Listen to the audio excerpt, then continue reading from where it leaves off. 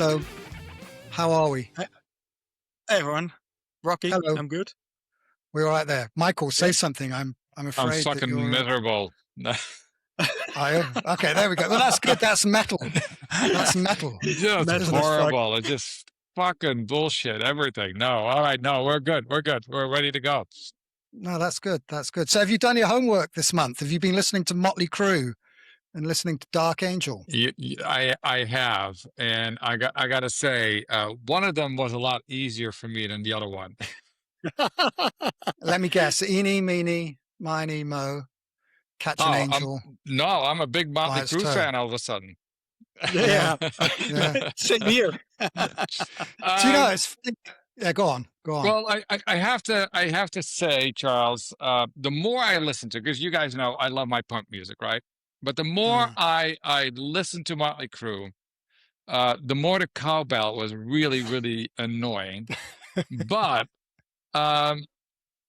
it did show that it was a rough debut, right? It really kicked off. It was the real kickoff of the glam period, right? The hair metal bands. But this one had much more of a, I don't know, that punk attitude that blended in with some more heavy, I don't know if we can call it heavy metal, but like heavier riffs, guitar riffs. I will still say that Tommy Lee, I think he was pretty good on that album. Mick Mars, of course, he was pretty good on that album, and that's kind of the extent of it. I 3 times I listened to it, and I couldn't do any more. I was just done at that point in time. Okay. I hear you, man. Yeah, let me give my feedback. So I actually listened to it today again. And it's a raw album. You hear that it's limited budget. Songwriting, I think there was this second song. I forgot the name of it. Take Me to the Top. Yeah, No, hold on. It's Come On and Dance. yeah. Come on and dance. That has a quite that I dun. like the little bridge in it. It had like this little dissonant bridge in it. I thought that was cool. Songwriting, I mean, the rest of the songs, I mean, the Live Wire is fine. There was another song that was okay. That one is tolerable. Yeah. And there was another song that was okay. The rest is not my style. I thought I would hate it more, to be honest, because back then in the days, like in the 80s, you had this camp of, we were into the speed and thrash metal, and you had the glam camp, and that was water and fire, So I thought I would hate it more. I think I agree with you, Maikel. Tommy Lee drums fine. Mick Mars, I think he's a cool guitar player. I don't think he's a great guitar player. I think he has the same vibe as like an Ace Frehley. You know what I mean? Yeah. Yeah, I could see that. Kind of like good riffs. I guess. Well, the whole album sounds. You can tell that they are Kiss fans. It's got kind of early Kiss. Yeah, Kiss and 70s glam, like Sweet and T-Rex and that kind of vibe I hear as well. Like Motte Hoople a little bit, like the 70s glam rock. I'll tell you what I thought was interesting re-listening to it was I remember in the 80s, everyone would kind of take the piss out of Mick Mars. They would be like, oh, he can't play guitar. He's not a hero. Because it was back then you had to be a guitar hero, didn't you? Mm-hmm. And the album's certainly not full of solos at all, but the riffs are really good. The riffs in it are really just, I was quite impressed. I was like, yeah, he's got some serious kind of riffs going on here throughout the whole album. He has some good riffs, but songwriting parts is, again, it's an okay album. I think for me, I don't want, scoring is a bit hard, but I would give it like a 5. Like, it's better than I thought it would be. And I think, like you said, the riffs, and there's some parts that I really like. But songwriting part, and especially lyrics, some of the lyrics is like, it's not my style. That's like party lyrics kind of stuff. That's not my thing. Yeah. Do you know what? 5. I don't know about 5. I think about what was released that year as well. I mean, I think you got Ozzy Osbourne, you got Def Leppard, you got Maiden. Yep. I mean, those. Joss, I think you got to take the 5 because Yeah, don't ask me to rate it. I think when it was released, it was probably a bit higher, but I think over time it's probably dropped because you got to think at the time, it's not like it was like Led Zeppelin or AC/DC or Maiden or even Van releasing an album. Halen one.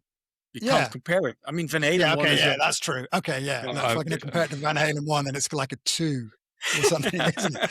You know. So, Yeah, but I so think my whole point though with getting you guys to listen to it was more just kind of the attitude or the angst, and it definitely had that. You know? Yes, and I do like the rawness of it. It has a little bit of Yes. that I actually appreciate, because for me, Motley Crue, again, when I think about Motley Crue age, I think about like smoking in the boys' room and girls, and Yeah. you know. Do I have to admit that I actually have that album? I'll tell you what, though. I'll tell you what. Okay, goodbye. I'm off. What I will say though, because you mentioned this on the last podcast, from Girls, Girls, Girls, the opening track, Wild Side, that guitar riff on there, that's just a great track. I'm gonna give Motley Crue more a listen, because for me, I think what I didn't really like back then was just the opposite image of the music I was into. I was into the tough guys with the thrash metal and all that stuff. So, and they were more like the partying part, and that was not my vibe. But yeah, I think, especially like you said, Mick Mars, I think he has some good riffs. So I definitely want to give it a listen. Will I ever become a Motley Crue fan? I didn't buy the T-shirt. Let's put it that way. You've definitely got your Kerry King T-shirt. Okay, what I will say though, just quickly, is what kicked this whole thing in is somehow Poison came into the conversation. And if you look how LA 80s hair metal, how it essentially finished with Poison and Every Rose Has Its Thorn, and then you look at that first Motley Crue album, you can definitely see a lot of attitude and a lot of punk even that just wasn't there sort of 5-6 years later by the time hair metal completely took over. But you can also throw Guns N' Roses in it, right? They came from the Sunset Strip, kind of same evolution, but they took a slightly different turn. And I will actually say Guns N' Roses, like Welcome to the Jungle, pretty solid song. I think that whole album was pretty solid. It's a good album. It's a good album. Unfortunately, I wish they would have held on to that, not the first album vibe, but evolved it into a little heavier, faster, and raw from there. Because that rawness I loved. Whereas after that, it became too much. I hate to say mainstream, because I definitely want any and all artists to do well, right, based upon the music that they make. So if they all could make a lot of money, I'd be all for it. And I don't want to call it mainstream for that reason, but it became a little bit more accessible for the masses, and for me, it lost a little bit of its appeal. Musically, it was still solid, but it just didn't do the same thing for me, and that's just a musical preference. Well, I mean, this is Axl Rose basically took over the band, didn't he? And that was sort of the downfall of them. I mean, they were basically a bunch of crackheads, heroin addicts, ex-punks. It was never. I mean, it's amazing that they even actually released another album or a bunch of albums, to be honest with you. Which is unfortunate, because there was a lot of potential there. But I will say, when you look at the Motley Crue album, or take a good listen at it, and then some of the early, not Poison, but because I think that's kind of a different evolution of the hair metal bands, right? It was Motley Crue, then you had Guns N' Roses, but you can actually really see that punk undertone that came. It wasn't New York punk, it was LA punk. And that I really appreciated. And I will say, and again, I said it early on, I really appreciated that from the Motley Crue album. It's just that Livewire it opened fast and hard and raw, and then it kind of just fizzled out real quick. And then for me, the only thing that I kept hearing was this fucking cowbell, and it just, I don't know, I just couldn't get over it. So, it's funny when you mention the cowbell, because God, cowbells were, I'd never really thought about it, but cowbells were everywhere on that kind of glam scene They in the were. 1980s. Everywhere. You know, the Everywhere, only yeah. thing that comes to mind at that point is the scene from Saturday Night Live, right? Oh yeah. I need more cowbell. Yeah, That's brilliant. That's funny. the Blue Oyster Cult. The Blue Oyster Cult. God, I'd Funky forgotten and the that. Reaper. Yeah. I'd forgotten that. That Well, was maybe classic. maybe that's where the thrash bands went wrong. Some of them, maybe they needed to have a bit More, of cowbell. More cowbell. Do we know? Okay, you guys are an expert on this. Do we know who's the hardest band you know who's used a cowbell? Can you think of one? I can't think because I think because of the fast pace of thrash, and a lot of it needs to be like, you know, when a drummer has a power hand, right? He drums like, so that needs to be like on the ride or something, like Yeah. what Dave Lombardo Yeah. did. So I don't think there's space to do that on the cowbell. It's just it gets, you know, it's too loud for. But it would be interesting. Let me see. Maybe I can. Maybe we can use this later in the show. Maybe we can use this. I'm going to go off on a slight. I'm going to go off on a slight tangent here. Explain something to me. You've got thrash drummers have their double bass drums, yeah. So they can do that. Or double bass pedals. Okay. So that's my question. Is it better to have a double bass drums, like two bass pedals, or it's better to have a double bass pedal? Because surely that's going to give a different tone or resonance off one drum than hitting two drums. Yes. Well, there's a lot of things going on. When you have two different bass drums, you get a different phasing sound. You also have to think about, if you want to amplify that, you need to have two microphones, because they both need. So there's a lot of technically it has. From what I understand, when you talk about the great drummers that used double bass drums, like Alex Van Halen, for example, or they prefer that. From a practical point of view, especially when you think about, you know, quickly setting up on stage and everything, using a double pedal was just easier. It didn't exist in the beginning. You're definitely going to get a different tone, though, aren't you? Hitting one drum repeatedly compared to two drums. It's definitely going to be a more muted sound or something. Yeah. I'm guessing. The first time I heard double bass, like on drums, I think was Fireball from Deep Purple. I think that's like 73 or something like that. That's double bass drums. That's two bass drums. Like two bass drums. Yes, exactly. Okay, so when was the double bass pedal invented then? I'm not a drummer, but I would say somewhere in the 80s. Yeah. Oh, okay. Yeah. Okay, because I mean, obviously that wasn't my area, but I just assumed every thrash band had two bass drums, and it wasn't until the sort of 90s or this decade that a double bass pedal came along. Actually, I remember when I first saw one. I think the band that I remember using the double pedal most wasn't actually that I remember wasn't a thrash metal band. It was Halloween out of Germany, and that was a little bit more power metal. But I mean, and again, their double bass, it's fast. If you listen to that album, what was this? Seven Keepers of the Keys or something like that? Yeah. Keeper of the Seven Keys. Yeah. Keeper of the Seven, thank you. Part 1 and 2. That's right.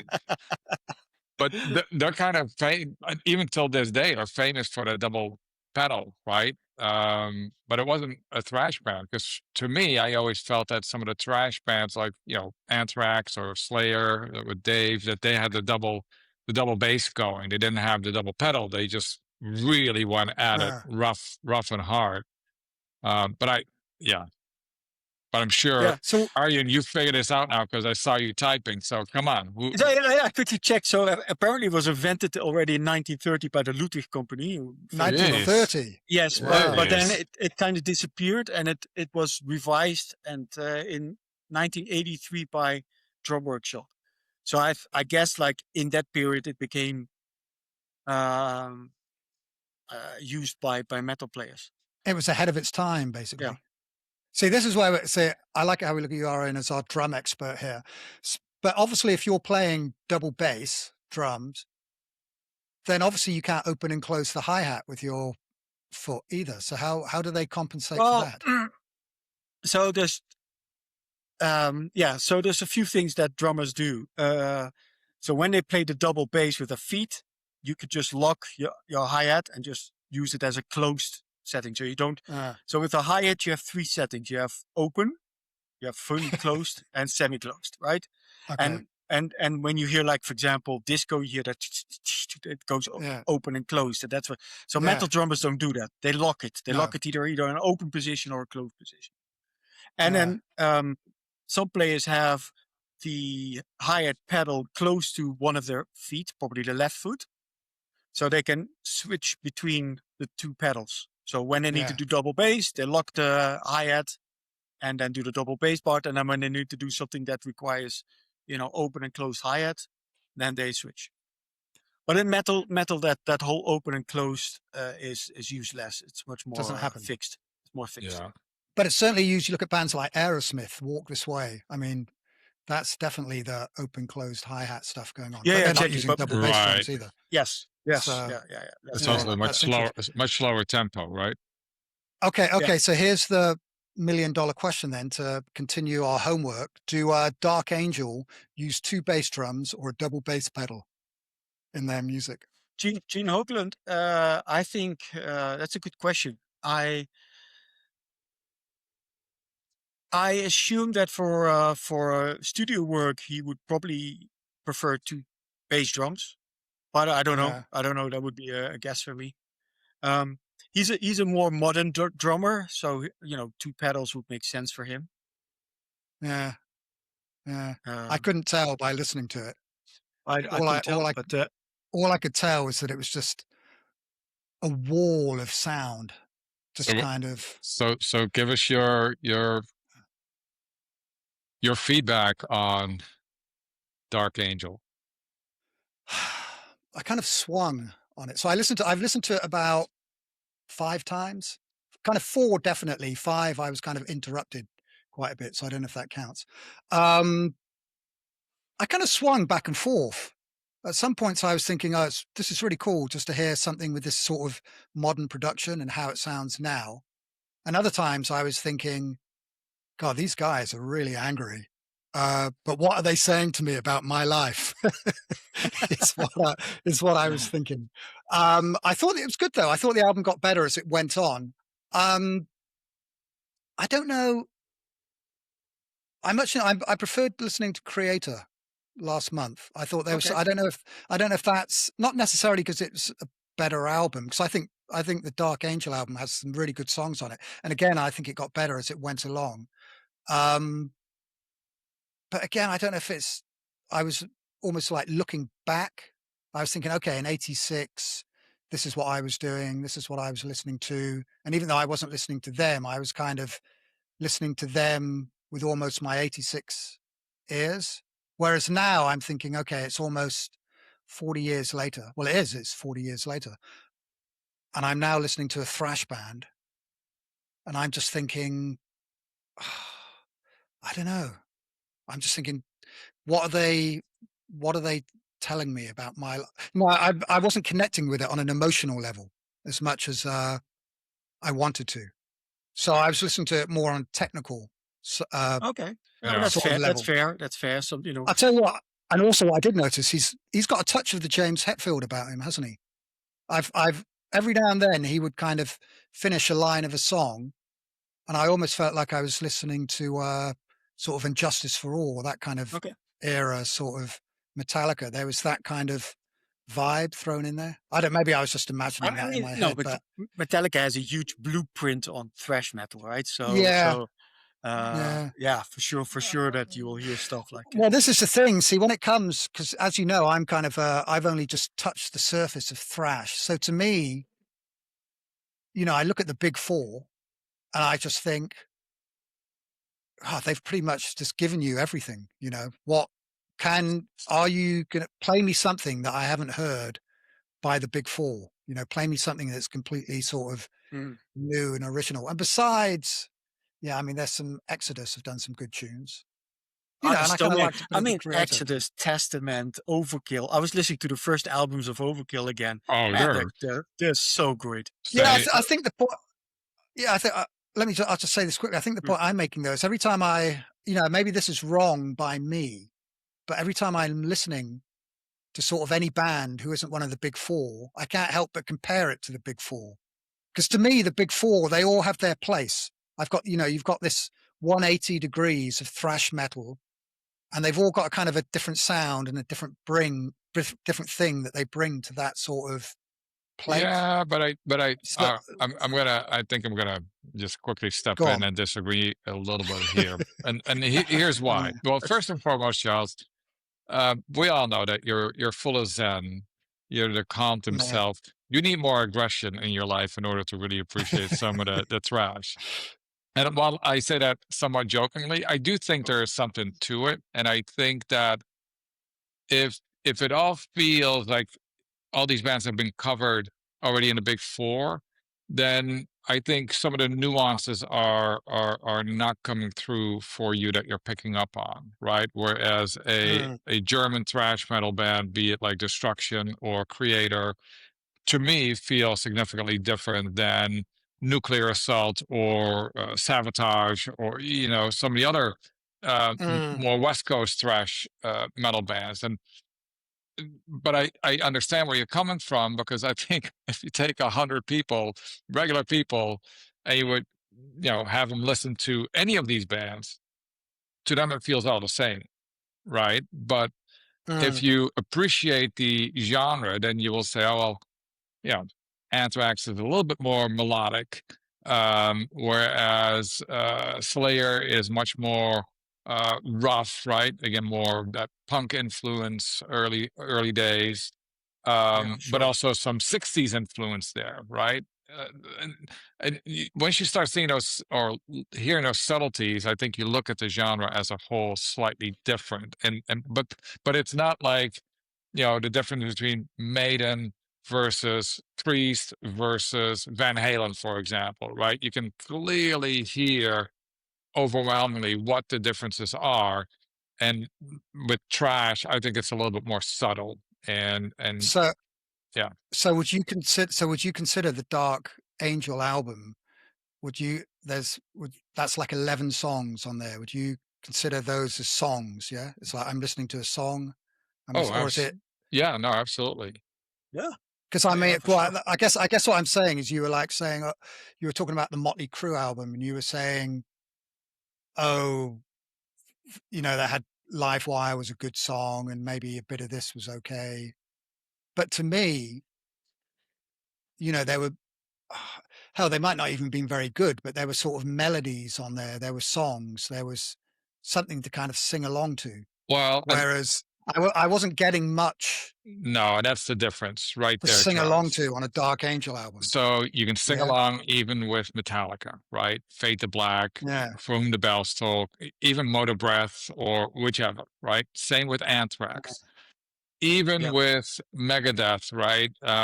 Peace Cells, or you can sing along.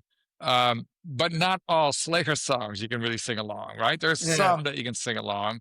But then when you take more on the extreme side of Slayer, it becomes harder to sing along. And so the bands that you're experiencing now, like a Dark Angel, you can't. Now, if you listen, for example, to Death Angel or Testament, you'll get slightly more aggressive, but yet you can still sing along. You can understand and hear the words as to what they're saying. But, Dark Angel, it's harder. You almost have to listen or view the lyrics so you know exactly what they're talking about or singing about.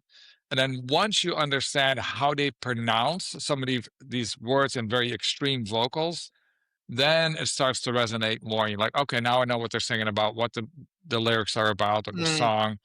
But you have to look at some of the lyrics, be it on the record sleeve or on your phone, you know what I mean? And then it becomes a little easier on those extreme bands. Yeah, is that important for you guys, lyrics? Like when you listen to music, is for me, for example, I do care about lyrics if they're stupid. Like if it's like, oh, I love you, like that kind of thing, then it bugs me. But if it's just the lyrics itself in a song, I don't really. But you know why that is? There's a reason for that. And this is where there's a big difference between Charles and the two of us, Arjan. English is not our native language, right? It's Dutch. Mm-hmm. And so the meaning, the way we grew up, the meaning of certain words are less impactful. So, for example, when we grew up, the word fuck really had no meaning, right? So, Yeah. be it when you have music on the radio, it was unfiltered because a lot of people didn't know what it meant anyhow. So, we learned to listen to music without knowing the lyrics per se. So, the lyrics didn't become as important, and the vibe was more important, the feel. And I Yes. still The catch energy. myself till this day. Yeah, that the feel is, to me, the first thing that I pick up. However, what I have found, so that's true for me with metal. However, with punk, I find the lyrics actually very important. The feel still as well, but because to me, punk associates with um, um, uh, not anarchy, but fighting the Social establishment themes and and things like that. yeah, Exactly. So it's exactly. much more politically charged, and therefore that becomes a really important part of the genre as a whole. Whereas with like when I listened to Creator or Destruction way in the past, it was all about the feel and the vibe more than the lyrics. I couldn't really care. But for you, Charles, being an English native, right? You listen to something, you right away know what it's about. We didn't grow up that way. That's Yeah. true. I mean, True. it helps if you can actually understand or make out what they're saying as well. Right.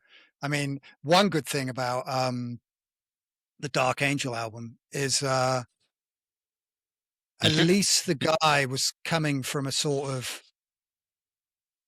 thrash, old school thrash kind of vocal. Because I really can't stand this sort of grunts and what you get on a lot of metal bands. These, the Okay. Yeah. kind of stuff. I'm just like, oh, you'll hear a band, the riffs are coming, you think, oh, this is quite good. This is quite good. And then suddenly the singer starts Yeah, doing this sort of I agree. grunting or whatever. And I'm just like, oh, no, I just immediately just turns me off, basically. So, For me, it depends really on the singer. Actually, it's really, really interesting because I do listen to like death metal and some of them. I guess it's also you get used to a certain vocal style, and then you start to appreciate it more. So for me, that's not a. And I do listen to lyrics sometimes. When there's when it's like different music, but it's not the first thing that I pick up from a band. That's more what I was trying to say. Yeah. So for me, it's more. It starts with like you said, the vibe, the energy. That's the first thing that I pick up. yeah. I think I'm kind of the same. I mean, I hear what Maikel was saying, definitely. Well, I like to know, or it's reassuring to know if the lyrics are good, even if you're not actually listening to them. But if you're listening to a singer and they write okay lyrics, as opposed to listening to a singer who they write dodgy lyrics. Agreed. Even if you're Yeah. actually not listening to it, it's all part of the vibe, isn't it? Yeah. Basically. So, I've and become to appreciate good songwriting a lot better over the last, I would say, 10 years. yeah. And the importance of good songwriting. And you can even see, even if you look at popular music, that often, and again, people don't really judge popular music on lyrics per se, but interestingly, often you see songs that do have better songwriting perform better than those that do not have better songwriting or poor, dodgy songwriting. You're actually I don't know, man. I was just thinking. Suddenly, I got wet ass pussy in my head.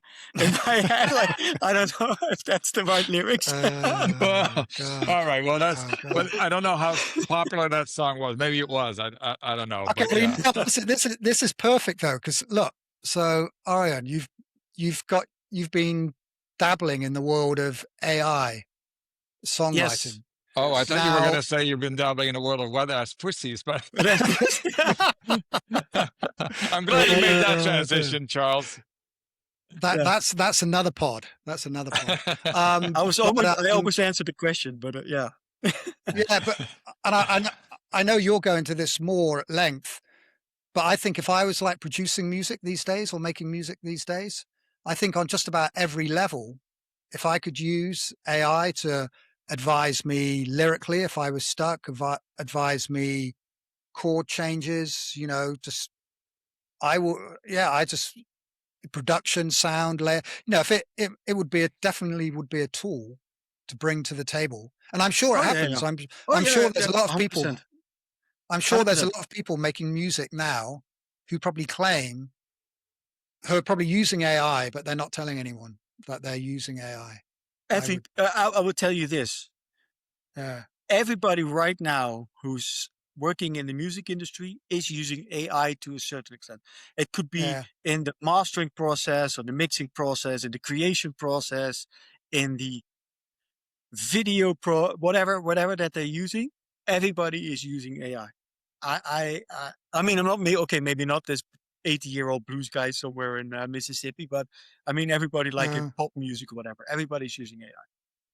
Yeah. I can tell you stories that, and I don't know if we want to touch the topic of AI right now, because I think Maikel also, you listen to Dark Angel as well. I don't know if you want to add anything on that one before we move on. But No, I mean, look, I just very quickly on Dark Angel, I think it was pretty amazing that, with a new singer, just, I don't know, it was just very raw in a great way. I think it was a brutal comeback. They can still deliver at a high speed, uncompromising thrash metal, and I thought it was great.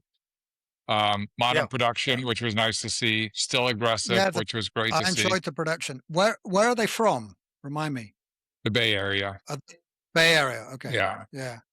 But so in general, the drums, the guitars had great precision on it, but it still had that, what I like, that chaotic energy, right? That's really defined the band, really classic sound, and that felt very authentic to me. And again, I look at this like, okay, this is like decades later than when they started, and to hold on to that, I think it's a big achievement. But that's just me. Yeah, 35 years between the studio albums. Yeah, so that's impressive. Say that again. 34 years, sorry, 34 what, years. Between albums? Yeah, so the previous, so this album was from last year. I think it was released in September. And the studio album before that was from 1991. Bloody hell. Yeah, so. Yeah. Did they actually disband and get back together? Yeah, then? a lot of stuff has happened. So one of the reasons why I wanted to let you guys listen to this album was there were a few things. First of all, there was some discussion on the internet because they didn't release it on the streaming services. Yeah. I actually found out last week, Gene Hogler posted on the Dark Angel website, Facebook, that they dropped the label. So they're now doing everything themselves. So I think that's part of the thing. They had their main guitar player, Jim Durkin. He passed away in 2023, but I think he was ill for a while. So there was, I think they just had a lot of issues. Like, it's typical one of those bands that was very promising when they started. I think they were, the Darkness Descends and Leaves Scars, I think, are being considered as absolute classics. Yeah, 100%. Yeah, and so I think people were really wanted wanted them to be successful, but I think just a lot of it in like management and everything around it was just difficult. So I don't know, there was I think they got back together like in the early 2000s for a little bit, from 2002 to 2005, but they didn't produce any music. And then they got back together in 2013, but I guess also, with COVID and all the stuff. So just, difficult start. Yeah.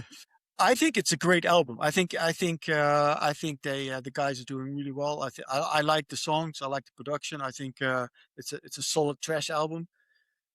And I think they're doing just as good as all the other thrash bands from the 80s that are still releasing music. So in terms of modern thrash albums, how would you say it compares to the Megadeth album that just came out? I personally like this better, but that's more my style. I like this chaotic, fast thrash better than I like the Megadeth album as well. For me, it's the last Megadeth album is a little bit bittersweet because he officially announces it's the last album, and of course, that he did the Ride the Lightning track on it. Yeah.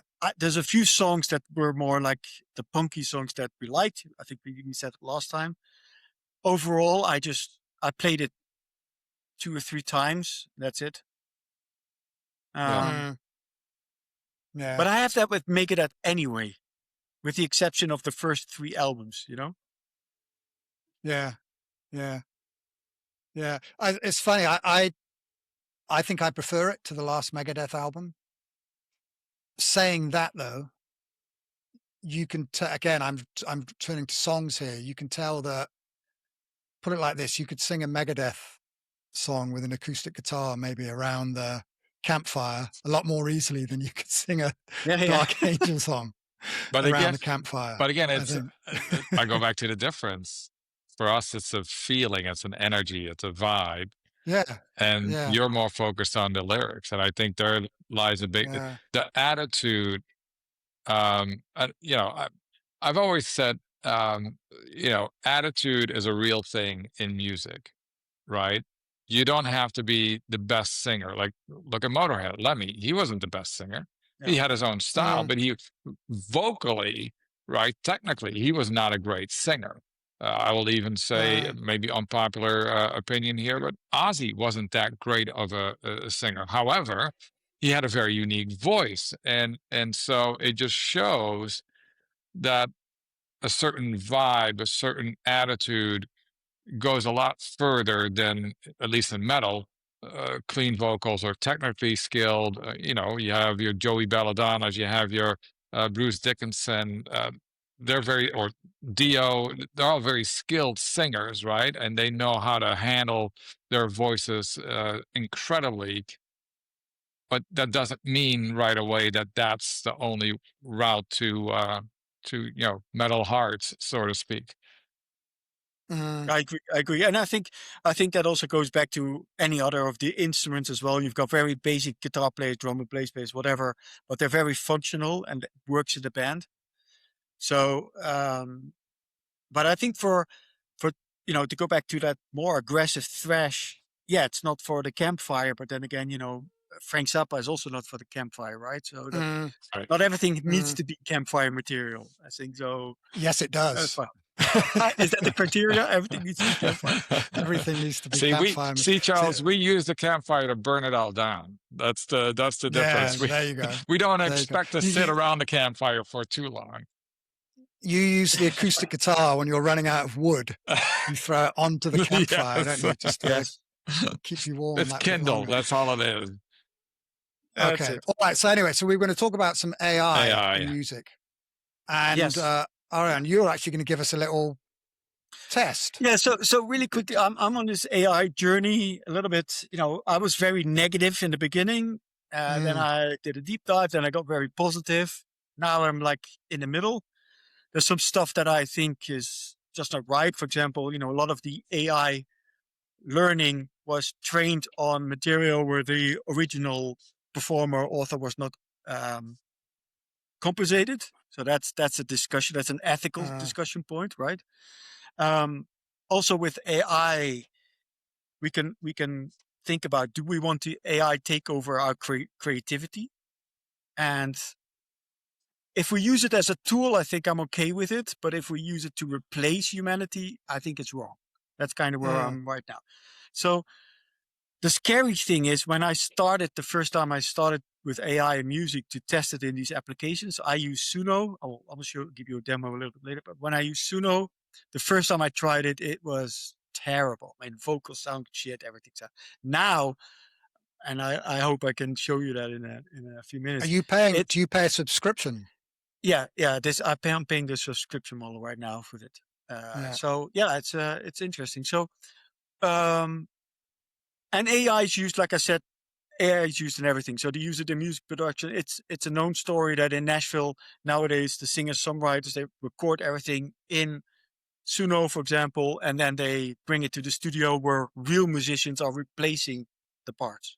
That's kind of what we're doing. But you will also see that for a lot of, and I think this will hurt session players the most, is that for a lot of people who just listen to music, they don't really care if there's AI parts in it, right? People, especially if you listen to, country pop, it's, I think they had an AI song on the #1 position in the country charts. So They did, yeah. yeah, that's tough. Yeah. So Do you know, I think as long as it sounds good to my ears, I'm quite happy with it. yeah, but the thing is, it doesn't really create anything new, and that's the problem with AI, because it's trained material, right? So music is more than just the product itself. It's I think, first of all, it's the how, look, you listen to the first Motley Crue album, you said, and then you listen to the second one, you already notice the differences. With AI, you don't have that journey right now. It's a final product. It's really well made. But you do. No but soul. if you're okay, put it like this: if you're say a Bob Rock, you're some kind of producer, or you're like a Rick Beato, or what have you say his name. If you're someone who's a producer, an amazing musician, and you're an expert at AI, I can guarantee you're going to make a lot better AI song than, say, someone just off the street who just sits on TikTok all day and wants to make a song. Because the whole point with AI is it's doing what you tell it to do. Yes, so the deeper that your knowledge is, the more nuanced you can be when you tell it what to do. Yeah, that's true. That's true. So for for creating something that already is a copy of something that already existed, because that's AI. It trained itself on existing material, but it's not. Yeah. You will not suddenly hear, something unique. There will not be. At least now. I mean, I don't know what's going to happen in the future. Hello, right? that's 99% of all music we hear. That's true. That's true. And I think that's the sad state that we're in, because we think, I mean, a lot of this already happened. I mean, you guys know a lot of that Euro dance trash that came out in the 80s and 90s was just terrible. It was just shocking. Samples. Yeah. And it's been a journey, with drum computers and samples and then with the digital audio workstation. So the studio became digital. You had drum alignment. So drummers, even if they missed a beat, they could just compensate. So there's a lot of technology development. But the thing right now is, and again, I'll show you in a few minutes, but you can ask yourself, what is this creativity? You can do it completely from a prompt. So I can just add text saying, hey, I want to have a 80s thrash metal song with fast double bass drums and a cowbell, whatever. There you go. Hey, let's give that a try. But see, that's it. But the point is, you're being innovative there.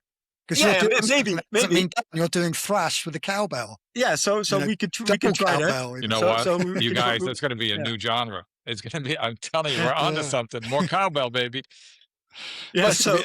But I do look. I do think with any new technology, you will have everybody's going to immerse themselves into it, right? And then all of a sudden, everybody's like, "Oh, you're going to have the naysayers that are going to go, well, but is this creativity? Is this that?" And then what we typically see is something else coming out on the other side. And the reason something else is coming out on the other side is because people are creative. So they do a couple of things. Either they completely disconnect and go analog, or they go. I mean, remember.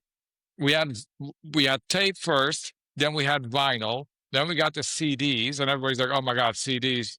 It's the death of vinyl," and it was at first because it was new shiny object, and then we got digital, right? All of a sudden, like, oh, now we don't need anything anymore, and guess what? I'm buying vinyl, and fair point, and it's not just Xers that are doing that. I know other younger people that are like, oh, I like something in my hand. I like the sleeves. I like to read the lyrics, and I like it to be an experience, right? So I touch. Yeah, I think, and no matter how many great songs you make on AI, if there's not a band behind it, well, you can't go tour. You can't go, and so all of a sudden the experience is going to fall completely away, and if that wasn't important, then we wouldn't have Coachella or any other big music festivals where people want to gather. Well, let me just say though, I know Eddie Trunk goes on about this all the time. He's doesn't like a lot of these bands now use backing tapes. Yeah, Yeah. You know, same thing. bands like Motley Crue, bands like Kiss, I think. And Oh, yeah. I guess the next thing is you create a song by AI, and then you go out and perform it, and basically you're just miming to the whole song. I guess is that where Or, music's or, going? or virtual bands in Japan, it's huge. You have this anime character that does live performances. I forgot her name. Mm. And she does live performances, and you're literally looking to a projection with music being played back, and there's thousands of people. So I don't know where it goes. Again, okay. Again, now we're talking about the experience, aren't we? Yeah. Okay, so Yes. when I was in London last summer, I went to see that. We went to see that ABBA show in the Docklands in East London. Yeah, cool. It was amazing. It was Yeah. just a good night out. It was amazing, and I'll tell you what, that will live longer in my memory than quite a few dodgy shows at the Bristol Beer Keller, you know. And, do you Yeah, know what for I mean? sure. Just, it's kind of like so at this point, yeah. I mean, we're talking about an experience now. We're talking, yeah. So I don't know. But it does, there's a lot of pros and cons. I mean, people say, oh, maybe over time now people will not learn a new instrument. I don't know. I think there's always going to be, there's still people who enjoy horse riding, right? You can say, oh, there's cars and motorcycles, but still people. Well, exactly. So I think it will not go away. I think it will have a different. Well, it just form. becomes niche, doesn't it? Yeah, That's what it yeah. becomes. It becomes niche. Actually, I've got a slight aside here for you. Have you heard of the band Blood, Sweat and Tears? Do you know this band? They were I know the band, yes. Yeah. They're like a classic band from the sort of 60s. Quite good. Got a lot of good songs. So I saw them in Vegas a couple of years ago. Mhm. They were, I don't know, 10 people on stage. There wasn't one original member in the band. Yeah. Yeah, that's the same. Like, you can have that discussion with. Funny enough, in the news, really quickly, that Twisted Sister is doing. They're doing like this anniversary tour, but Dee can't do it. So Sebastian Bach from Skid Row is replacing, and I'm like, but Dee Snider is Twisted Sister. Yeah. And it's the same with Whitesnake. And I think that actually Whitesnake is a little bit different because David Coverdale wanted to retire, and he gave the blessing for the current band to continue with a different singer. So that's a little bit of a different story. But it's strange that bands will continue when there's no original member anymore. It's weird. But like I said, go back on Dee Snider a minute. So this has the blessing of Dee Snider then. I don't know for Dee Snider. I don't for the Whitesnake one. It definitely has the blessing from David Coverdale. That I can confirm. For the Twisted Sister, it's a weird one. The Twisted Sister anyway, because one of the original members, I think the bass player, was not invited for this anniversary tour, so he's not in it. And I think they also have a different drummer now. And is that Mark the Animal Mendoza? Yeah, that's probably. Okay, so anyway. To add to this mix though, I think Dee Snider's the only one who played on those original Twisted Sister albums as well, isn't he? Yeah, I don't know. I mean, I think the guitar player as well. I don't know. They were actually a good band before they were different than Motley Crue because they were actually doing like a cover band and playing a lot in like a New York environment way before they had a record deal. So they were definitely a live band. Yeah. I knew they could pull big crowds and everything. I knew that was a thing, but I'm sure I read somewhere that it was just session musicians basically. But I could be wrong. Well, that's another thing when we talk about the AI part, right? What happened over the last decades? I mean, there's so many examples of musicians being replaced and even big, like for example, if you hear the song Innuendo from Queen, Brian May is a fantastic guitar player, but that little Spanish part, that's Steve Howe from Yes. Oh, is it? So it's not uncommon to have, other players performing on it, but yeah, I don't know. I mean, at least, live they could pull it off. Yeah. With these AI bands, I don't know. And what's the David Coverdale thing then? Because he announced, didn't he, last year that he was retiring? Yeah, he retired from Whitesnake, and again, he is Whitesnake. Yeah, definitely he's Whitesnake, and I don't even know, to be honest, who is in the current band of Whitesnake, because there's so many different members in it. But anyway, the band requested to Michael's face. to continue, and That's they were just going to very perform bizarre. without him. Well, but Yeah, I think, yes and no, right? Because and you guys know I look at everything through the lens of business, right? As a business owner, and for me, I look at that and I go, all right, well, here you have some musicians that probably, if they had to make a choice to still provide, right, be it for their family or if they're single, whatever, but to bring in some home some income, am I going to go work at a fucking Target, or am I going to go do what I absolutely love to do? And even if that becomes all of a sudden now a cover band of the band that I originally was in, or a cover band under the real header of the name, but I can make some money and do what I love to do, go for it. Now, yeah. So I wouldn't so want the to. new singer is called. Oh, go for sorry. it. Continue. No, go for it. No, so the new singer is Dino Jalusic. Sounds Okay. but anyway, they're gonna perform under the name Whitesnake Experience by the members of Whitesnake. Then, so it's not just Sure. Whitesnake; it's Whitesnake Experience. But anyway, I think but it comes back down yeah. to the energy, right? At the end of the day, there's plenty of Xers that still would love to go to a local fair or local venue and just hear the music that they grew up with. That's really what that is about. And while they would love for David Coverdale to be there or Dee Snider, it's still an experience to hear that music loud coming through the speakers. And that's bottom line, right? And you're there with your friends or your mates or what have you. It's the experience. And I don't think that we should underestimate the experience. Absolutely. And what I will add to that, we were talking, well, now is Metallica are playing at the Sphere in Vegas. Oh, So the That's three awesome. best concerts, the three best concerts I've ever been to, well, the two best concerts I've ever been to in Vegas, it's basically been a Red Hot Chili Peppers cover band and a Metallica Iron Maiden cover band. And this, again, it's just, you're hearing that they could probably play the songs better than the actual band could. They were real top notch, high order. And there was just nothing better than just like walking into this club, got a few beers, and you're just right there hearing sort of Run to the Hills just right in your face. It's just, so I can get the Whitesnake experience. Am I going to go out of my way to see it? Oh, probably not. But if I just happen to be around and it's playing, I'm sure I'd go and have a good time and bloody love it. But there's plenty of people that are around and I want to go see it. And they, you know what? You pay what, $25, $30, $40 maybe tops for a ticket.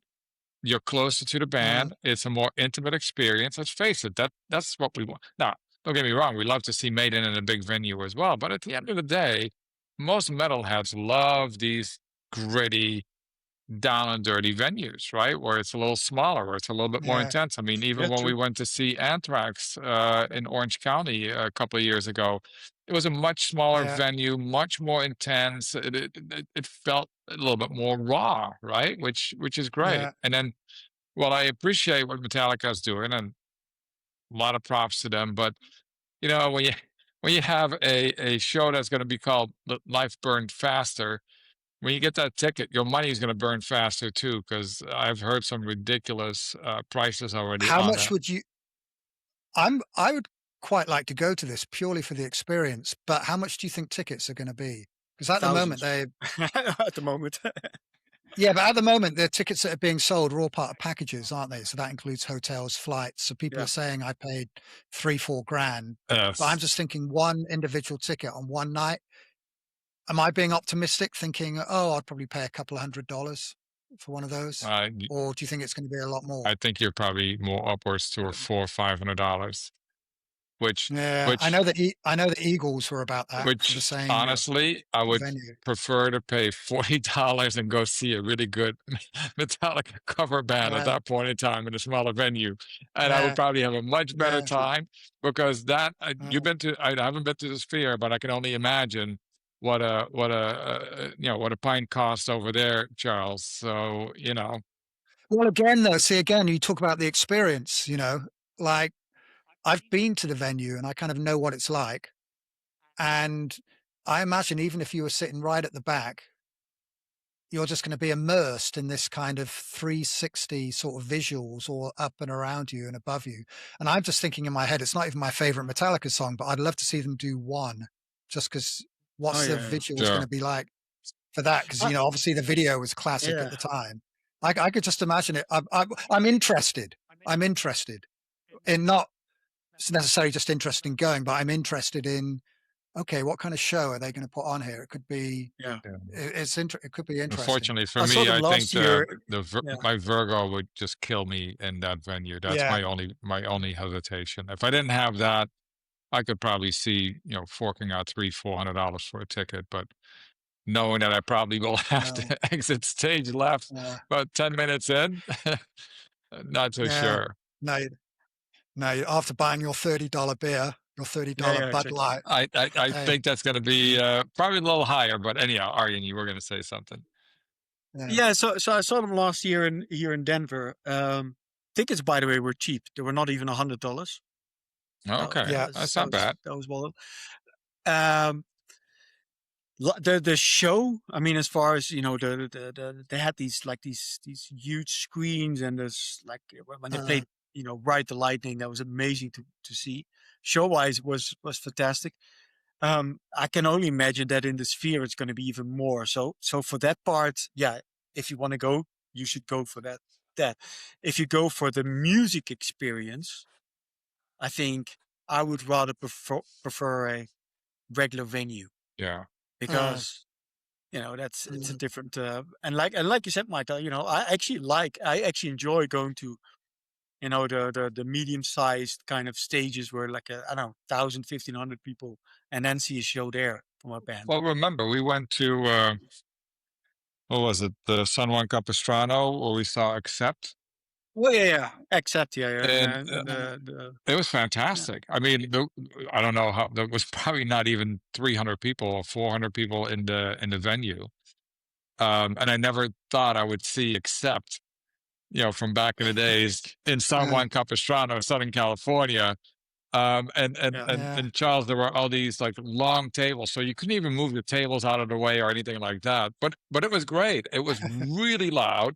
Ears were definitely ringing at the end of that show, but it was fantastic. It was great, and they had some unknown metal bands that were opening.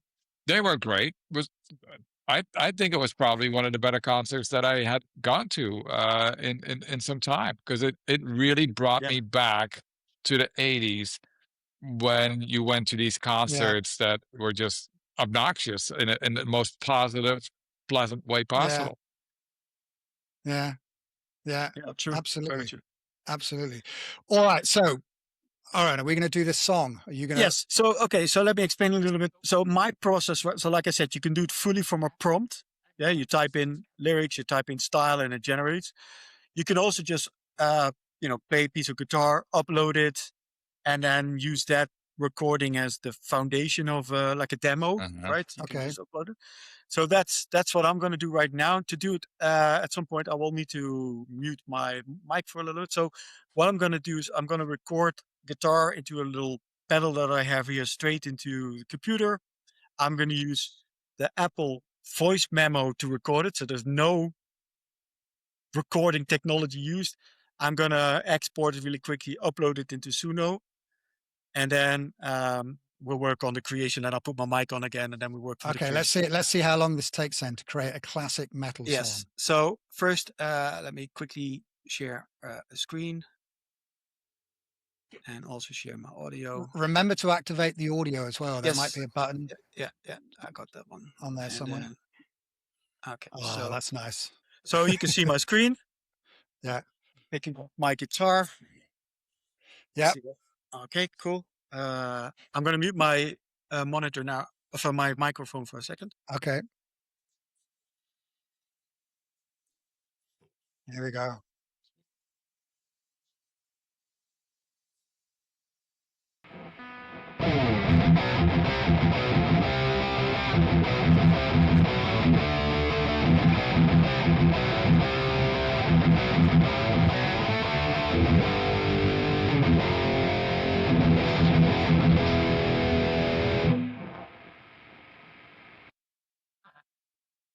Okay. Okay, I'm back. So Yep. I don't know if you could hear that. That was an improvisation of just a riff. Yep. So now I've got a recording. It's called New Recording 4. I'm gonna copy it to here. I close this. I can open Suno. I had a little bit of I- Metallica vibe to it, Arjan. everything in the world right now really sounds like Metallica. So I think it was more Dark Angel. oh, okay, good. No, that would have been a little faster. You know. Well, So yeah, so right now I'm just uploading it to the platform. Takes a few seconds. I don't know if anybody timed it, but yeah, you basically started about 2 minutes ago. okay. So what I did is already created, as you can see, I created what they call a workspace. It has no data in it, 0 clicks. So right now that makes it a little bit easier to view it. How much do you pay a month for this?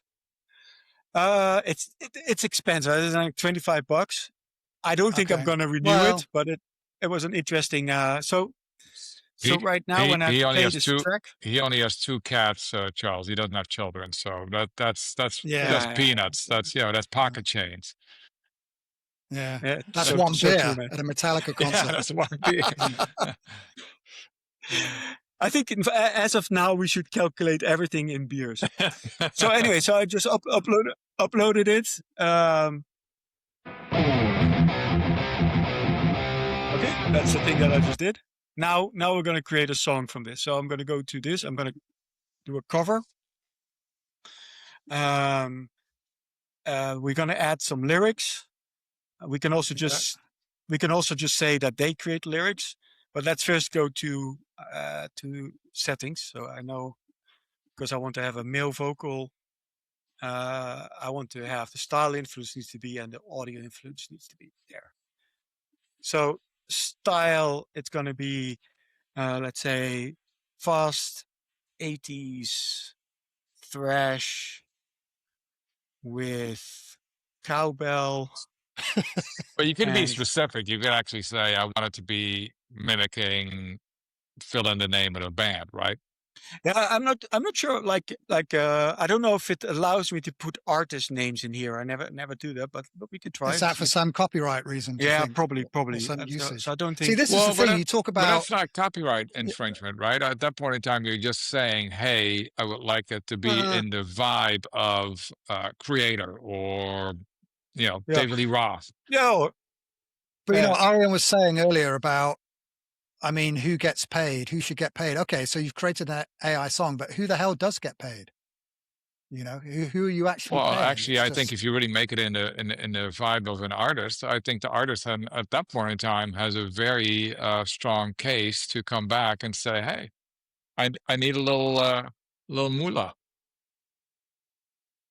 Yeah, but what artist? I mean, we're just doing sort of creating with all due respect, a generic sort of 80s thrash song. Well, but so if you say what artist comes back and says, pay me? no, but rip if you me say off? I want it in the style of Anthrax or Metallica or Well, exactly. right at that point, and there's plenty of cases where that has happened, where people have made a particular song, like somewhere in Europe 30 years ago, and then a particular American artist or songwriter or somebody got inspired by it, right? And there's plenty of lawsuits that have taken place where the original artist won because a jury or a review panel had concluded that there was 83% or 85% similarity, and therefore you can make. So I think that can still hold, even more with AI. Yeah. Anyhow. True. Yeah. So for me, I have created lots of stuff also to find out what it does. I have not published. I mean, I shared a song with you one time, but I haven't published anything. So I removed everything. And I normally never use the lyric generator from this one. Often I already have some rough lyrics or ideas to that. But just for the demo, let them write the lyrics. So that takes, I guess, another few seconds. Okay, I'll select this option. Okay, so we have lyrics now. We have a riff. We have a style. So yeah, let's create. Let's see how long it takes. And by the way, I have to apologize, and I have to take back what I said earlier, because Arjan, you do have wonderful children, but you don't have young children in the house. That's what I meant. That's okay. And by the way, they still cost money, but that's a different story. So anyway, I don't know if you saw the little pop-up that it didn't allow me to use names like Megadeth and Sure. So Okay, so that's interesting. but it did create something, so that's interesting. So yeah, so let's hear it, right? Cowbell trash.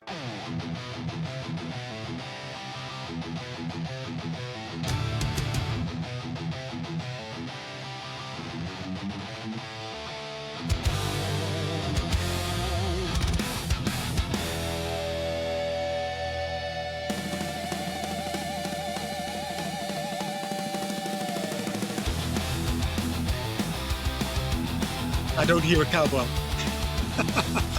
Even AI is like, where the hell do I put the cowbell? Yeah.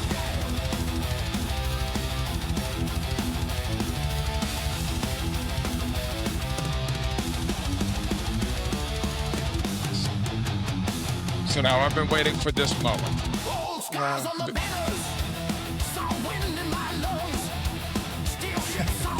Wind in my loins? Did they just say wind in my loins? I don't know. Right. Let me put the lyrics up. But here's the bigger deal with all of this, right? So now you have a song, and how do you fine tune this? And that fine tune process is really, really hard in AI. Now I use AI quite a bit for my company. And even though, for example, I'll do an image creation, right, of one of our beverages in a particular scene, and I'm fine-tuning it, and I have like 7 renditions, right, really trying to dial it in. And I'm like, oh, I got to make one more thing, and it's kind of blatantly needed to do this. I do that last one, and again, I'm still dialing in. All of a sudden, the results that come back are completely different. Yes. And I can't get to the point where I really want to go, right? So, and what I think we're going to see, and I think we're already starting to see that, is that AI, while it will be really good for replacing certain mundane tasks, right? Going through your inbox or whatever have you, and streamlining, and you can be more productive over the course of a day. Really doing some critical tasks is going to be really hard. I use it for a lot of research, for example, market research, and I ask questions, and I'm finding that, if I ask it in the same thing in 3 different ways, I get completely different answers. So the reliability and the tweakability of AI really is not even close to being there. And yeah, but it will be there though eventually. Well, eventually, well, that's the thing. So yeah, I think that's a good thing that you mentioned. So when you use what I did right now was the very dirty method, right? I just recorded a riff, uploaded, didn't put any effort in the style description, nothing in the lyrics. But it also, if I would have done this, what if? I mean, we're talking about, what is it, 3 minutes, 4 minutes? Yeah, 5 minutes to generate something. So there's, of course, what I can do with this is if I'm happy with my lyrics, I can actually, what you see here is called an option called Studio. Uh-huh. So I can then edit this in Studio, and then suddenly it becomes completely different, because now I can take bits out, I can replace drum parts, I can replace parts in the lyrics, I can tweak everything. That is a creative process. Okay. Before you do that though, can you save the version you have? Yeah, it's already saved. So just for me listening here, I thought it was really good. My one but in that though is because it was coming across the internet online, the sound was kind of fading in and out. Okay. But if you send me the actual file, I can actually stick that up, so it's got the full kind of stereo sound when people are watching this back. But to do that, you're going to have to save this version here. But I thought what I could hear though, again, it's coming across the internet, so it's not as good a sound as it could be. But I was really impressed. I was like, wow. Yeah, Wow, I'd like to but hear now it. you're getting into studio mode, right? So now you have Yes. Uh, So now now you're going to act like a I can, producer, and yes. you're yeah, really going to tweak. And now this is no longer a 3 minute assignment. This is becoming yeah, hours upon Yeah. hours to really dial it in the way Yes. that you want. And the deeper you go, the more you're going to tweak, right? Because that's what you will do. And then at that point, it's like, well, but now you actually took the creative process to yourself. You put in the riff, you got some help from AI, but you're able to take it now further and really dial it in. So is this now still AI? You had some help of AI, but it's you, uh, the person, that actually is really now dialing it in. yeah, That's true. yeah, And that's also why I think that it's not black and white. So Right. if you would take it from the let's say the prompt warrior, right? It doesn't play an instrument, just prompt stuff and generate it. So what's happening right now is that a lot of streaming services are being flooded with AI created music. They're flooded, like, yeah, because if I would have, like, what I just did in like 5 minutes, if I would have had the access to a full band, I had to go to rehearsal, I had to explain the yeah, song. It would have taken me days to record this. Maybe if I had really good musicians, I could have done it in, like, I don't know, a few hours, but it would take way much well, more time. So the output is changing really. So what you see right now is that, a lot of um, fake artists are just flooding the things, and they just mhm, create because I can make, if I go back to the original part, I can create variations of this song and everything within mm, seconds. You know what I mean? Because it Right. created two versions anyway, that we did. Sorry, these two versions. It created two versions really quick. I can create 15 different versions, and I can adjust tempo, lyrics, and I can create. yeah, What I can also do is I can create an artist. So let me really go But the back moment to, that you're in the studio mode, I keep going back to studio mode, right? You're basically a DJ. yeah, You might as well be an Armin yes, yeah, van Buuren, Tiesto, or whomever. And yeah, again, the early DJs, they had records actually on stage, and nowadays it's all done in the studio. They put it on a stick. Not everybody, but some of the big DJs, they put it on a stick, and they basically just play what's on the stick, or on the cloud, and yeah, then they just hype around it, right? They're touching the buttons like it's actually uh, happening. But it created a whole new music genre. It didn't take away all the other music genres. It just added another layer to a new music genre. yeah, yeah. You know what though? I think maybe it's happened already and we don't realize it, but I think at some point in the future, somebody's going to do something really innovative or really interesting with AI, whether that's a whole song or a part of song, but there's going to be something that we're going to like or we're going to respect or we're going to appreciate. And that basically wouldn't have happened yeah. without AI. I think it And has to. It Michael, has to. yeah, You know? Michael, what you said about the unpredicting output of AI, right? That you could do five things. So one of the things that they did here is they created persona. So think about a persona as like it could be the Mm, artist or the whole band, and you can just have personas, and you can create something that has, I don't know. I created some personas to test, and it creates then very consistent always the music in that persona. So you will have the same vocals, you have Sure. the same style of artist. And that works really well for fixed music. So for music that is like, country pop or thrash metal or reggae or whatever, it mm, works a little bit more difficult because if you listen to bands like Led Zeppelin, they had a folk song, they had a rock song, they had everything. But for most bands, creating these personas, and I would now create this again, and it would just create a new song here with that. So instead of the fast 80 thrash, it now becomes gritty, swaggered, hard work with soulful edge and Celtic. I have no idea how I created this back then, but I guess I yeah, was testing this. And again, having these personas ready, I can create now music with the same template over and over again.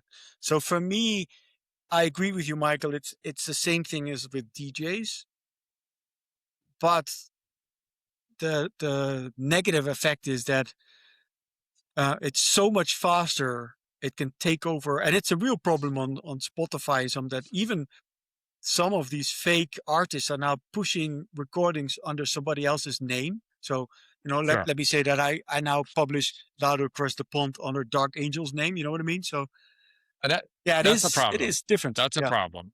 That's a problem. That's a problem. So there needs to be some control. So what you see right now is there is tools that already detect the amount of AI in a product. Yeah. Well, and that's the big discussion right now, right? The guardrails are missing. And any new technology needs certain guardrails. But I do believe wholeheartedly. So, for example, everybody's really excited about ChatGPT and some of the other AI companies, right? I don't think the money is there. The money is in is no different than we got the World Wide Web. The World Wide Web didn't really do anything, right? It was a big innovative thinking and platform, but it was not until you had the Amazons of the world, which again was human creativity, that then took something and made something completely new with a technology. And to me, AI is a technology that now people are experimenting with in order then to get it to that next level. And it's happening in music, it's happening in art, it's happening in the creative fields, but it's also happening in legal, it's also happening in project management, right? So it just is an evolution of us combined in a new level of technology. That's really what that is. But we're just so early stage. But it's scary. But I do think if you could see here in the corner, we're on version 5. So when I started, they were on, I think, version 3. And that just happened in a year. Yeah. That was crazy. I didn't have a year subscription. I tested it once. I didn't like it. And I picked it up a year later. So I can only imagine what happens in version 10. Yeah. You know what I mean? That's like, and like I said, I just scary. created this swagger thing. If I play this, it will sound completely different, but I will still use that. Something completely different, right?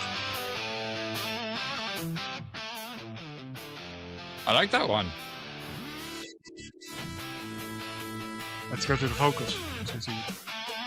Cowbell. Cowbell, yeah, see, that's where the cowbell goes. And it does the solos and everything. It's crazy. I think it's amazing. Wow. I mean, it's obviously very impressive, right? But yeah, I think what's scarier is we're, a year from now, 2 years, 5, give it 10 years.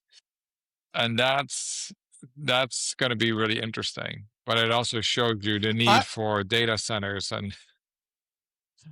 That's a whole different story on the whole, the resource. Like, not only that, right now, a lot of companies are impacted because hardware like RAM and hard disks are no longer, because, like all the companies, the manufacturing companies are sending all their materials to the data centers. Yeah. So right now, if you want to buy a computer, prices are like doubled because of the shortage. Jeez. So, and so, it's interesting that AI is now such a huge thing. Even if you don't know it in your life, it affects something else, because if prices of computers go up, your cost of your groceries go up as well, because the company needs to pay more for computers, and that's everything. That's the thing that we see right now. Wow. Yeah. I just think I don't think there's any reason to be worried, though. I think just see how it all settles. I think people are pretty intelligent. They'll be able to sort out the wheat from the chaff, and it'll find its place, I think. I'm not worried, but AI as a technology, and there is things that have been overpromised, because there's companies already coming back that fired complete teams because they thought they could replace them with AI. Sure, and again, I think, but what you will see is like in a team with, I don't know, 15 developers that work on a software, you will suddenly have a team of 3 developers, and they will use That's what's going to happen. And Yeah. it will impact especially young people who start in the job market, because normally they would occupy the entry-level jobs, right? And then Yeah. grow in the position. That's no longer possible because there's no Yeah. entry-level jobs on that market. Right. So that's going to be an Yeah. impact. Yeah. Yeah. It's not good to be young, I tell you that. Yeah, There's a lot Wow. different world. Okay, let me Says- stop sharing the screen too. Yeah. I think the demo's That was great. clear what it can do, right? No, it was It was. fantastic. That was good. I, That was a real I trip. still think the best part was you playing guitar on live. So that's just me. That was fantastic. Well done. Yeah. Was that you playing though? Yeah. Was there just some kind of Well, that's delusion another thing. So there's a lot going of AI. What you can see right now, we're talking we're real. At least, I think I'm real. Maybe we live in the Matrix. I don't know. But this whole things that you could just now program, and you can have podcasts, and you can just prompt write, topics, and it will generate podcasts for you with video and everything. So with AI, I don't know. Yeah. I mean, Yeah, it's crazy. we're just three dudes that like music, but if you have a product review page, or you like some kind of influencer kind of stuff, yeah, you can easily replace that with AI. It's crazy. Okay, guys, on that note, my mind has just been frazzled a little bit there. But no, well, not frazzled. It's been kind of just like, wow, that was just pretty amazing. I look forward to actually watching this again.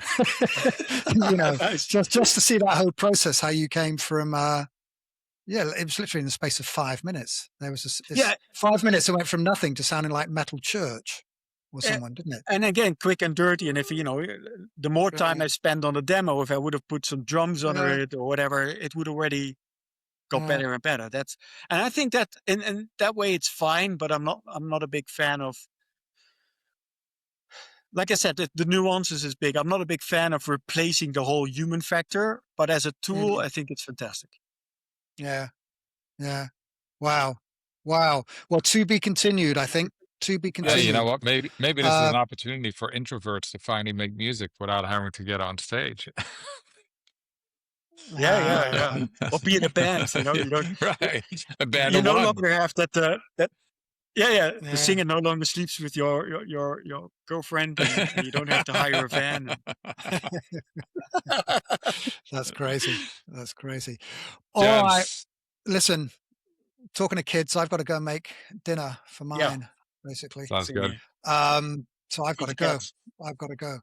But listen, it's great. Great to do this again. We are well on our way. Rock and roll. AI rock and roll. AI rock and roll. All right, guys. Next time. Okay. Thanks, Charles. See you. Enjoy Thanks, your evening. Arjan. Ciao, ciao. Cheers. Bye. Ciao, ciao.